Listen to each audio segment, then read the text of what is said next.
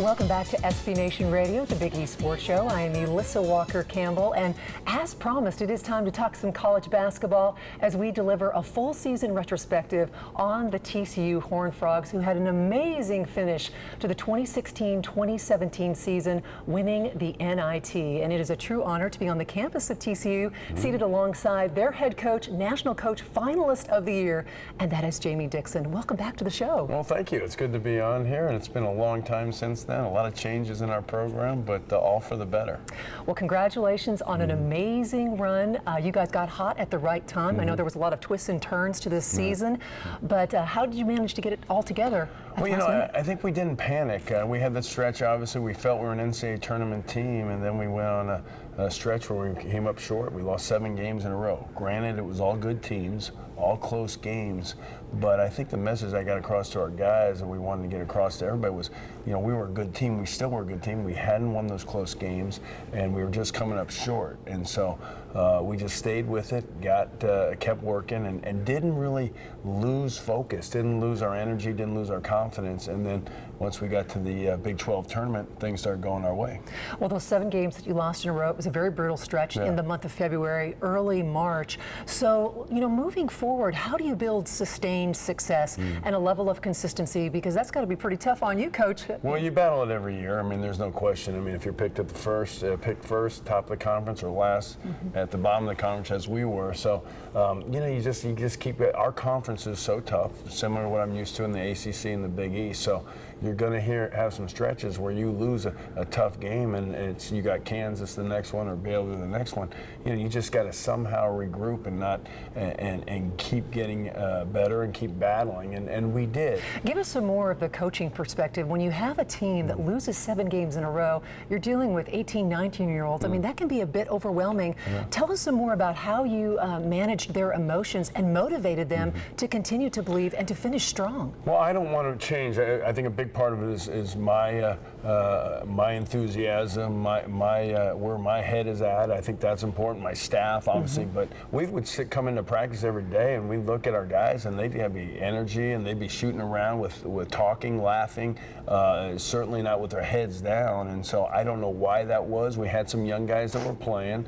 Maybe they didn't know better. We had some old guys who'd been through tough stretches in the past, but they brought a lot of the energy themselves, and we kept thinking I was going to have some type of motivational talk or some way we'd get them all together, but they stayed on it. We stayed positive, and we kept working, and never did we have a lack of intensity in a practice, even during that stretch where we went from probably an 8-9 seed in the NCAA tournament to then we were, you know, off the bubble and you know, fighting to get in, and then obviously came up short, but then proved that we were an NCAA team by the way we played in the postseason. Okay, the TCU Horned Frogs finished 24-15. So a year from now, we're having this conversation. Are you guys going to be a top 25 team? Well, that's what people are saying, and I can see why. Obviously, you win 24 games, you have top 6 scorers coming back. We've got a great recruiting class. There's a lot of excitement going around. So, you know, I mean, usually as a new coach coming to a program, you try to start slow and not build up enthusiasm too quick, but we've thrown that script out the window, and we just, you know, there's no limits. We're raised the bar, and we expect to win, and we expect to win right away. And I said that from the day I got here. This was not going to be a rebuild. We expect to win our first year, and we did, and we won at a high level, and the fans got behind us. The administration was obviously supportive, and so we've got everything in place. So we can't do anything about the last 30 years at TCU. It's a new program, a new direction, and we've got new players, and they're excited about doing something special again next year. Okay, so Jamie, how has the success from this season impacted the recruiting going forward? Well, you know, we had a great recruiting class even before. We got a couple guys late because they saw we did what we said we were going to do, and that was interesting. And then going forward here, we've gotten some commitments that we can't talk about, but you know, we're way ahead. But you know, things happen, occur, transfers, guys move, injuries, whatever it may be.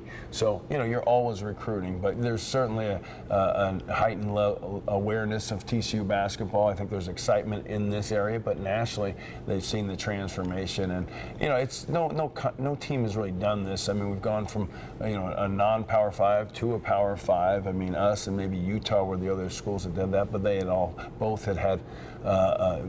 both basketball and football had great success at Utah, and obviously our football program had great success. So we were in a different situation. There's no question about it. But I think people realize now that we're here to stay, and looking forward to building a tradition here where we're competing in the best conference in the country, and recruits want to play in best conferences. That's where the pro guys come out of, the NBA players. That's where the scouts come to. So it's an easy sell. Okay, so let's talk some X's and O's. You've had about 30 days to kind of digest how the season has played out, and after winning the NIT, you and your staff, I assume you guys have looked at the numbers. What statistically do you need to improve upon? Well, we got to get better defensively. I think we saw it down the stretch. I think we saw it in the tournament, but we'll play better teams if we want to get to the NCAA tournament. We've got to defend better against the top teams in the country, the Kansases, the Baylors, who were the top 2 teams in our conference this past year. But we got to defend better. I think rebounding is something that we've done well, but could do better, and those go hand in hand. Our post defense got better as the year went on. We certainly saw it in the NIT, and we saw it in the Big 12 tournament. So we saw improvement, and that's something we just got to keep building on. But spacing offensively was good. Our decision making pretty good. We're really working on shooting this offseason. I think we can become we were a good 3-point shooting team. I think we're going to become a better one with the shooters we're bringing in and the work we're putting in this offseason. Okay, so let's talk about your dynamic point guard in Jalen Fisher. First of all, Coach, give us an update. How is he doing? How is his wrist? Yeah. And what is his focus going to be in the offseason? What are those priorities? Well, it's interesting. We've got 2 point guards in Jalen and Alex, and Jalen obviously was the freshman that everybody was talking about because he was such a highly ranked recruit. But the injury obviously was a nationally televised game, and so everybody saw that and was aware of him and how he'd been playing. He's all newcomer team, all freshman team, I should say. But his surgery went well. He's shooting out there now with the cast on his hand, and it's on his left hand, so it's it's something we want to work on is his offhand, but we can't do that right now. But he's getting a lot of work in. The conditioning's not what we'd like it to be, but it's still April, May, and we'll get him out there. But we'll have a big summer because of our foreign trip that we're going to take. We're going down to Australia, so he'll be ready for that, and he'll be ready for our practices before that. So he's coming along quite nicely, and he'll probably be out about 8 weeks. But when we start practicing, he'll be ready to go. What was it like for you, your first year here at TCU, to have the opportunity to coach Jalen Fisher? Tell us more about it. Well, there was a lot of things that really came into it. He's a highly ranked guy. He kind of was a guy that the kids all knew about, had all seen play. He was kind of one of those YouTube video sensation guys that the players all watched. So I think he brought a lot of credibility to us right away. He was a highly ranked guy that could have gone anywhere in the country and chose TCU, wanted an opportunity to build a program, play at the highest level, and we provided that. And he just brought great energy. He's fun. He enjoys life. He enjoys walking around campus. He enjoys practice. He enjoys competing. And it was just fun to have a guy with that kind of energy, that kind of enthusiasm as a freshman right away. And so it was just a great start to our program. He was the first signee, and then we were able to sign 2 other great players, I think, great kids, in the spring as well. And that's hard to do when you take over a new job. Okay, so we talk about the backcourt. Let's talk about the big guys. How about Vladimir B? Yeah. Give us some insight on him. Is he your most improved player this year? We went back and forth, but I will say that when we started practice, he had been injured. He'd missed a lot of the off-season, summer and fall, and so we had him down really as our third big guy, our third post, and he just kept improving. First of all, just getting out there, progressing, finishing better, getting stronger, and he obviously became a big threat in the Big 12. He was all-conference second team. Surely not predicted to be that at the start of the season, but worked on his left hand, his offhand, keeping the ball up, finishing stronger. Playing around the basket more than floating on the perimeter. Yes, he can shoot the ball, but he's really effective, as we told him and saw, finishing. coaching. So we saw his game expand. He's got a lot of good skills, but has to get stronger. And then his defense improved as the year went on. That was a struggle for us in conference play, and we pushed him, we challenged him, and we saw improvement, especially in the tournament, both Big 12 and the NIT, and that made us a better team. Okay, Coach, you came from the ACC. Talk to us about the level of play and how physical it is in the Big 12 conference and getting your guys ready for that. Well, you know, I'd say my goal is in coaching now is to play in the toughest conference in the country every year of my career, because I was in the Big East when it was probably the toughest. Right. I was in the ACC when we added the teams and it became the toughest, and now the Big 12 is ranked as the #1 conference in the country basketball-wise. So it's something that most coaches would not like to do, but I have taken that path, and it's fun. It challenges you. But I found that the conference is older than the other conferences, maybe similar to the Big East.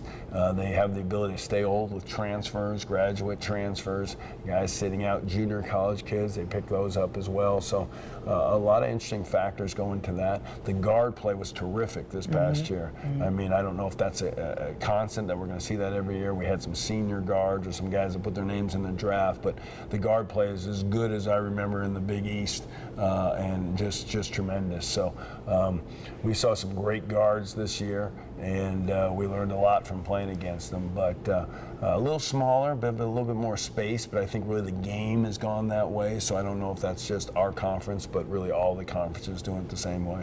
What about the depth of the conference? I mean, you got KU at the top, West Virginia, Baylor, but you can't take any night off. No, I mean, I think that's what probably separated, and that's probably why we were ranked #1 when Texas and Oklahoma are your bottom 2 teams this year. That pretty much tells you what kind of conference we're talking about. So it clearly, by the numbers, was the #1 ranked conference in the country. And I think top to bottom, 1 through 10, you know, you got some other teams, other conferences with teams that maybe struggled a little more, and that's what kept them down. But I think the separation, what makes us better, is that 1 to 10, and that there is no easy one. There is no bad team in this conference, and that's not fun. Plus, you're playing them twice every year, and oftentimes in the conferences, the Big East and the ACC, how your schedule fell, who you played, but more importantly, who you didn't play twice, oftentimes decided who was going to be a champion and who was going to be 3rd, 4th, 5th, whatever may happen. So this is what I like about our conference.